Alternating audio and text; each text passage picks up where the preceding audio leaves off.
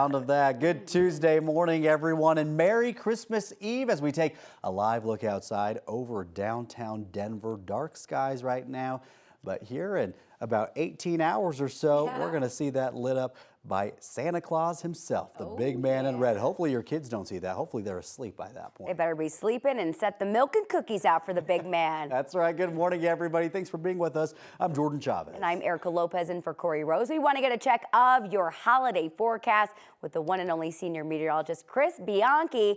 Really unseasonably warm temperatures we're getting, at least in the metro. But if you want to see snow, you got to go up not too far to the mountains. Not too far away at all, Erica. You go an hour west and it's going to be snowing by 36 hours from now. About 6 p.m. tomorrow night, it's going to be snowing steadily up there in the high country. So you want kind of that iconic, you got the fireplace, you got the snow falling outside and the milk and cookies, all that stuff. Tomorrow night, it'll be like that up there in the high country. Here in Denver, I wouldn't hold your breath. Maybe a few flakes in a few spots, but it doesn't look like a big deal for us here in town. Meantime, the story for today, you mentioned it there, Eric and Jordan, we're in the mid-30s right now. It's going to be another mild day for us here along the Front Range. We are off to a very warm start toward December, about 9 degrees above average so far this December. We're going to continue that trend today with those temperatures mostly in the 50s for us, which is way above average for this time of year. We're topping out around 55, 56 degrees for us here in Denver today, mostly sunny skies.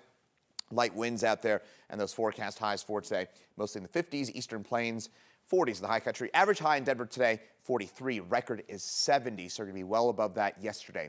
We officially topped out at 52 for us in Denver, so it'll be a bit warmer than yesterday. We had all that cloud cover yesterday as well. Meantime, today, also looking at those sunny skies, we're mostly clear out there, but you look off to the west, there's our next storm system taking shape through the Sierra Nevada of California on up into the Cascades, Washington, and Oregon. That system is what spins its way in our direction as we head through the overnight hours. And by this time tomorrow, we'll probably have those first flakes flying for us out in the San Juans and the Flat Tops and maybe on down into the Sawash Range as well. I'll have details on how much snow you can expect from this coming up in just a couple of minutes, and a look at that overall active pattern as well. But we're going to set things over to Erica now for a look at traffic. Chris, thank you so much. Right now, we are still following that crash this morning on I-70 eastbound in near Wagner Street. I was able to just pull up this camera just to kind of get eyes on things. So we do have one lane open now, allowing folks to pass by. At one point, it was completely shut down, the interstate this morning. So if you're going to be traveling this way, I would say low impact because volume is so light out this way this morning. Again, we're seeing really light traffic flow. Folks are able to pass by, but still an active scene out there if this is part of your normal morning drive. So I want to go ahead and take you over to our map and show you where this is between Bennett and Strasburg this morning. If you're going to be headed this way, again, still an active scene on the interstate, but one lane is open. Earlier this morning, we were dealing with that full shutdown. It is pretty much a holiday. It is Christmas Eve this morning. We are not seeing our typical delays out here at all. Westbound I-70 clear and quiet. Very quick 13-minute drive time is what we're dealing with right now for your commute between E470 and 76. And this morning, we are following some breaking news tied to your holiday travel. This morning, American Airlines reported a technical issue, and it's impacting flights nationwide. 9 reporter Brianna Fernandez is at DIA this morning. Brianna, what have you learned? Yeah, on one of the busiest day, American Airlines would have this type of issue going on a day before Christmas. Now, we know American Airlines was having that technical issue like you guys mentioned, but it sounds like that technical issue has just been resolved within the last 5 minutes. But I do want you guys to take a look at your screen. This is a statement I actually received from American Airlines about 30 minutes ago when I was asking what that technical issue was. Now, a technical issue is affecting American flights this morning. Our teams are working to resolve the issue as quickly as possible, and we apologize to our customers for the inconvenience. That was a statement that I received. Now, very little information received from the airline on what exactly is happening. However, it is replying to passengers on social media about the issues that is happening for American Airlines. Now, the FAA just announced that the ground stop has been lifted. But again, that technical issue, it's still unclear what American Airlines was dealing with. Now, you can see over my shoulder, there's no lines here for American Airlines. It sounds like all the chaos that was happening at Denver International Airport, and really really nationwide, was happening at those gates. But again, it sounds like those ground stops have been lifted already. That issue that American Airlines was dealing with has been resolved. So of course, we are reaching out to American Airlines for a little bit more information about what was going on early this morning, a day before Christmas. But again, it sounds like it's been resolved for now. I'm live at Denver International Airport. Brianna Fernandez for 9 News. Even still, Brianna, as we've seen sometimes in the past, when you do have an issue, even if it's quickly resolved, though, that tends to have effects down the road for the rest of the day for the rest of the travelers. Yeah, exactly, especially with those passengers. I've been looking on social media. I have friends who are taking American Airlines who are going home, and they say that they were sitting in the runway. So you have to think about all those flights that were leaving or possibly leaving that had to stop, and then those people that were probably boarding and couldn't board, you know? So it obviously takes time. So if you see your flight delayed, definitely check with your airline, American Airlines specifically. Yeah, it may still have a domino effect throughout the rest of the day. Brianna, we appreciate you getting that information so quickly. A man has been charged with murder after setting a woman on fire on a New York subway.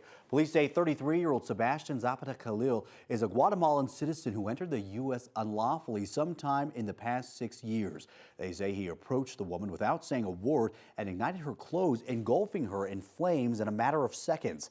The victim died at the scene and has yet to be identified. This morning, one person is dead after high surf on the central coast of California turned deadly. Authorities say a large wave trapped a man underneath debris on Sunset State Beach yesterday.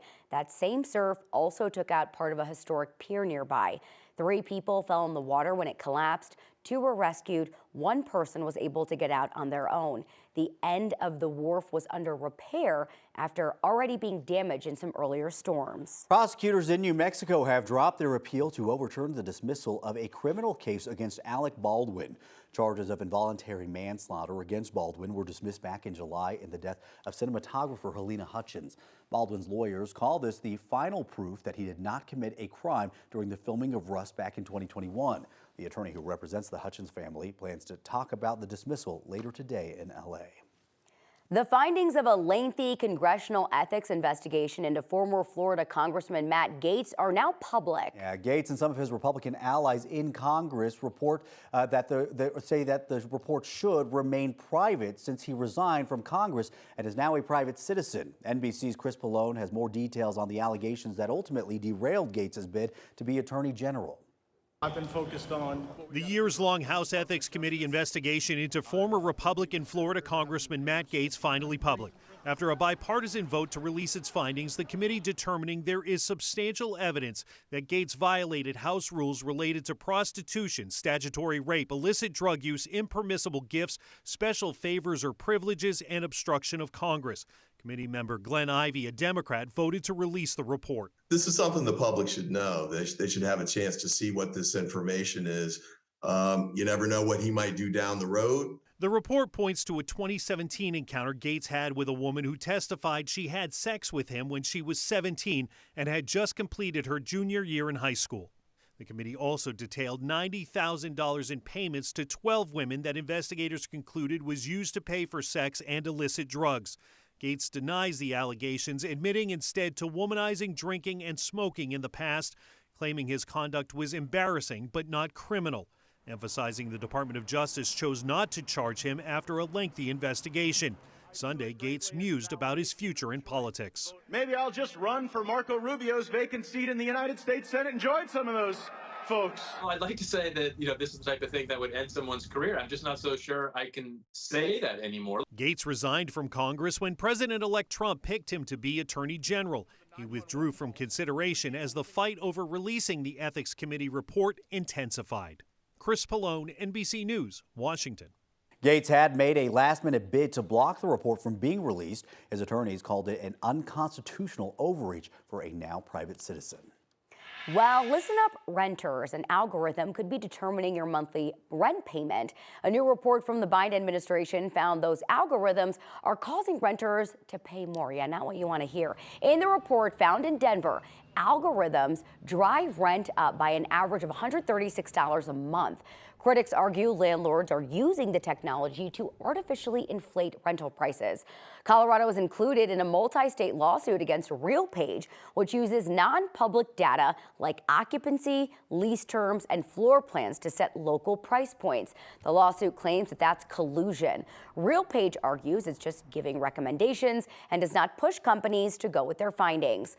Colorado Democrats tried to ban rent algorithms earlier this year. That bill, though, died in the House. Representatives Stephen Woodrow and Javier Mayberry say that they plan to bring those back next year.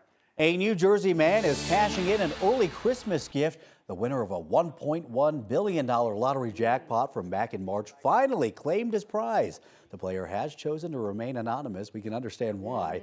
He's going to take home more than $575 million before taxes. If you're getting a nicer than usual Christmas gift, maybe this was your uncle. and you live in that area, yeah, exactly. Or he doesn't come back to work. Yeah.